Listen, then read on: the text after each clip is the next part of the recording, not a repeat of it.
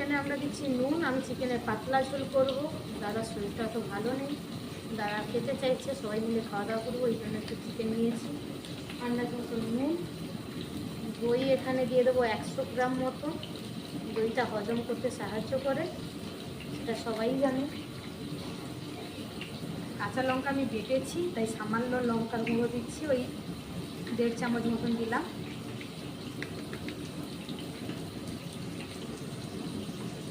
আর আদা রসুন কাঁচা লঙ্কা পেস্ট করে রেখেছিলাম, ওটা প্রায় 50 গ্রাম মতন দিয়ে দিলাম মিক্স দিয়ে। এটাকে ভালো করে আমি ম্যারিনেট করে দেবো। আর এদিকে আমি আলু ভাজতে বসিয়েছি।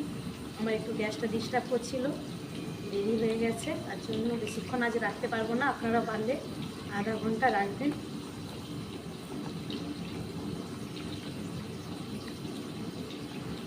ওদিকে মশলা কষাতে কষাতে আমার এদিকে 15 মিনিট হয়ে যাবে মিনিমাম।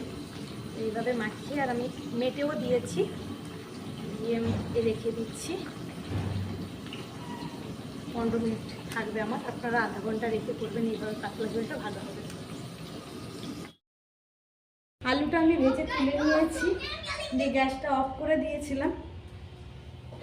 গ্যাসটা আবার আমি জ্বালিয়ে নিয়েছি।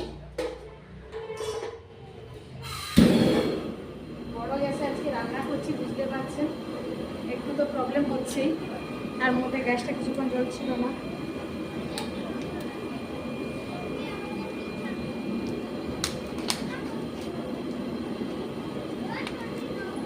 জয়িত্রী, লবণ, দারচিনি,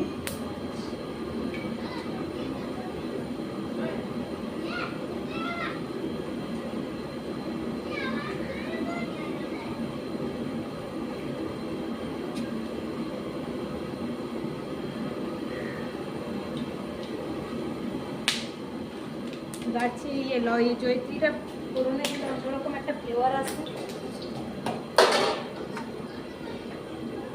দিয়ে দিচ্ছি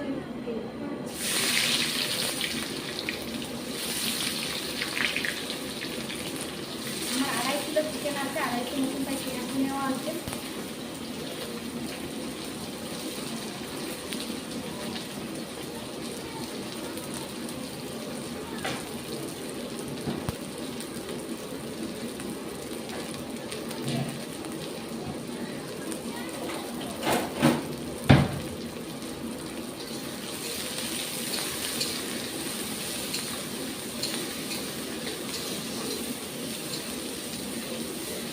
পেঁয়াজ একটু আমি নুন দিয়ে দেবো, দিতে তাড়াতাড়ি সফট হবে।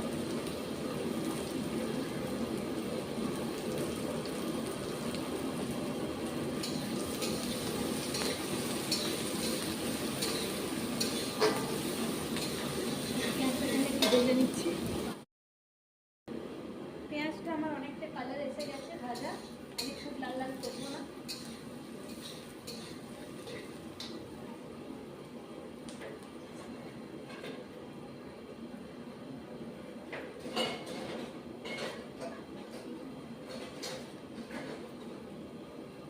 এই অবস্থায় আমি আরো 2 চামচ আদা রসুনের পেস্ট দেবো।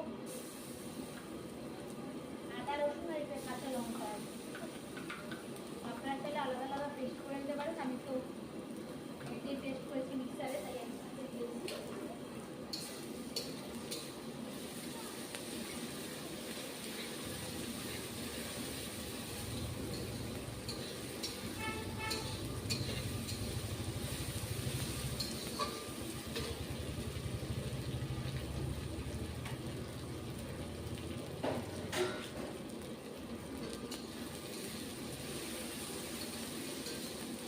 একটু আদা রসুনের কাঁচা গন্ধটা নিয়ে গেছে, এবার আমি টমেটোটা দিয়ে দিলাম।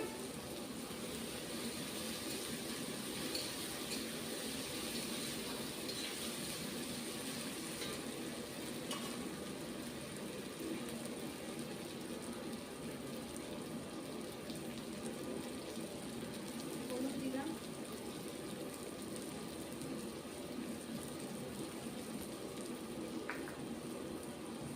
সামান্য লঙ্কা গুঁড়ো, 1/2 টেবিল চামচ স্পুনের মতো।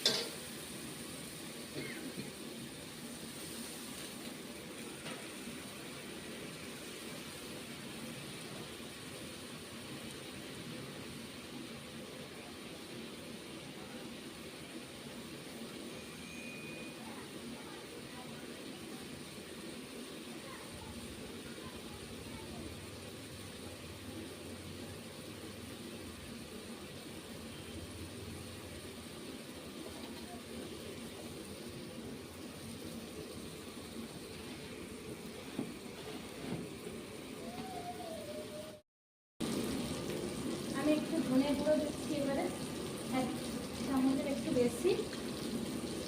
ধনেটা পেট ঠান্ডা করে, আর যেহেতু দাদার শরীরটা ভালো নেই তার কারণে আমি তো মশলা একটু কম দেওয়ার চেষ্টা করছি, আর তেলটা অনেকটাই কম দেওয়ার চেষ্টা করছি। জিরে গুঁড়ো 1 চামচ দিয়েছি, এই জন্য জল দিতে হচ্ছে একটু সামান্য। ওর একেবারে মাংস খাওয়া মানা করেছে, কিন্তু ও বায়না করছে মাংস খাবো, বায়না হয়ে গেছে খাই। মাংস বানালে যাবো খেতে, না হলে যাবো না, মাছ বানালে খাবো না।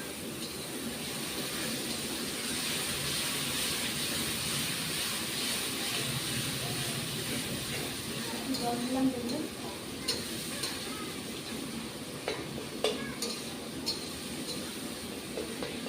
এর উপরে এবার আমি চিকেনটা দিয়ে দিচ্ছি।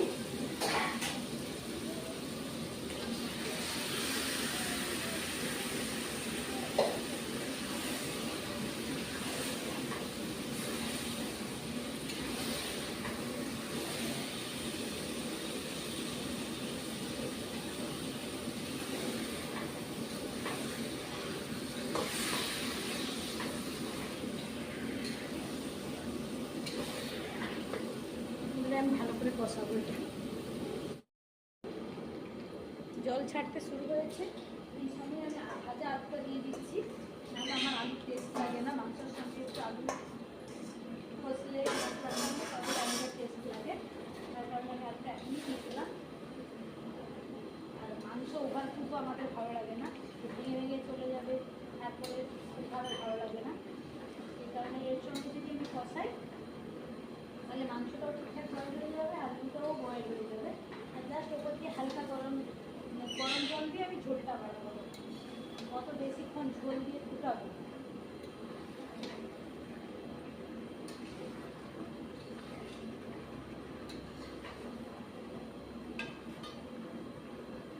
দিয়ে একটু ঢাকা দিয়ে দেবো। আমি ঢাকা দিয়ে দিয়েছি, 10 মিনিট বাদে 5 মিনিট বাদে ঢাকাটা খুলে আবার একবার দেখো, দেখে আরও 5 মিনিটের জন্য ঢাকা দেবো। দেখতে পাচ্ছেন 5 মিনিট আমি মাঝখানে একবার খুলে নাড়িয়েছিলাম, আবার নাড়ালাম, তো কতটা জল বেরিয়ে গেছে। আর 2 মিনিট মতন ঢাকা দেবো, কারণ আলুটা প্রায় সেদ্ধ হয়ে এসছে। এবার একটু দিয়ে দিয়ে তারপরে ঢাকাটা খুলে আমি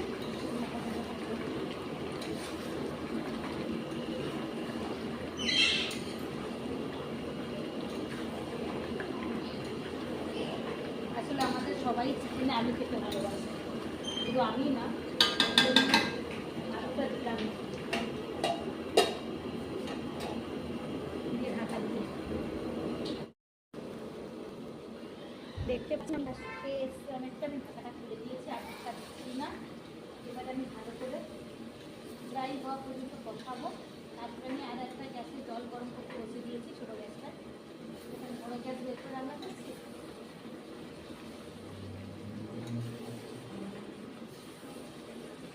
ভালো করে কষাবো, তেল ছাড়া পড়বে,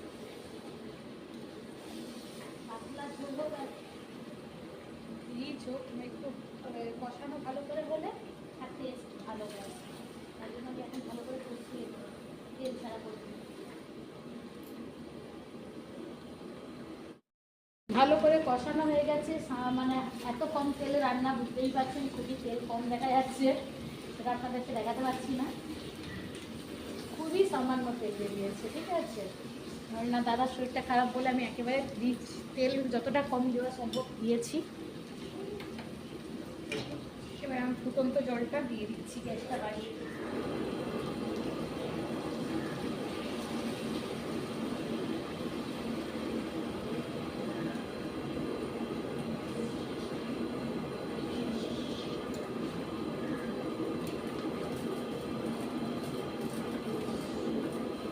গরম জল করে দেওয়ার চেষ্টা করবেন, ঝোলটাই আরও বিশেষ করে তাহলে খুব ভালো হয়। আমি গরম জলটাই ব্যবহার করার চেষ্টা করি।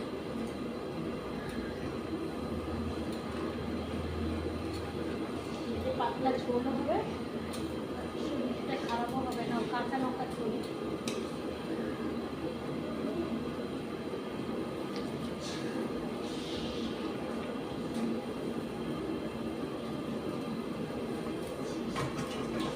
ভালো করে ফুটবে,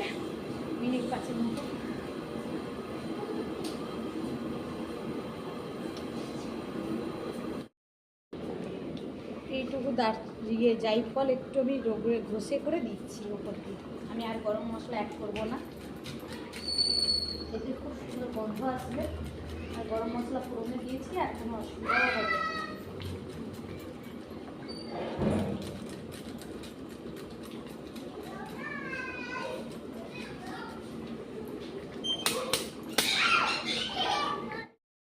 আমার রেডি, আমি গ্যাস অফ করে দিচ্ছি আর আমি গরম মশলা দিচ্ছি। Like and subscribe.